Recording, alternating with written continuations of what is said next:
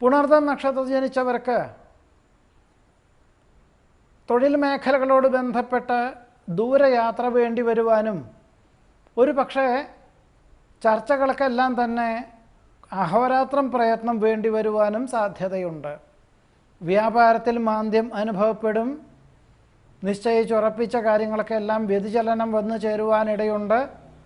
കുടുംബജീവിതത്തിൽ സമാധാനം കുറയുന്നത് വഴി ഒരു പക്ഷേ വാരാന്ത്യത്തിൽ വിശേഷപ്പെട്ട ദേവാലയ ദർശനം നടത്തുവാനും സാധ്യത കാണുന്നുണ്ട്. ഗുരു കാരണവന്മാരുടെ അനുഗ്രഹാശിസ്സുകളോടുകൂടി ചെയ്യുന്ന കാര്യങ്ങൾ ഏറെക്കുറെ ലക്ഷ്യപ്രാപ്തി നേടും. ആഗ്രഹിക്കുന്ന വിദേശയാത്രയ്ക്ക് അന്തിമമായി അനുകൂലമായ സാഹചര്യങ്ങൾ വന്നു ചേരും. ഗതാഗത നിയമം തെറ്റിക്കാതെ സൂക്ഷിക്കേണ്ടതാണ്. പുണർതം നക്ഷത്രം ജനിച്ചവരുടെ ഈ ആഴ്ചയിലെ ഫലങ്ങളാണ് ഇപ്പറഞ്ഞത്.